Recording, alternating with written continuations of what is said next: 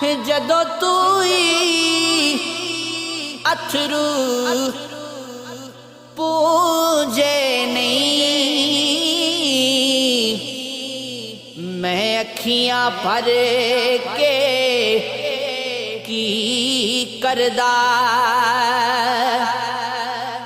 जिस दिल विच सजन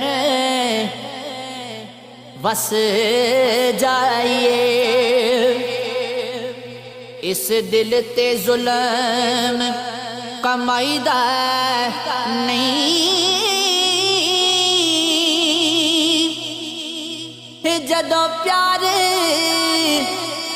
किसी नल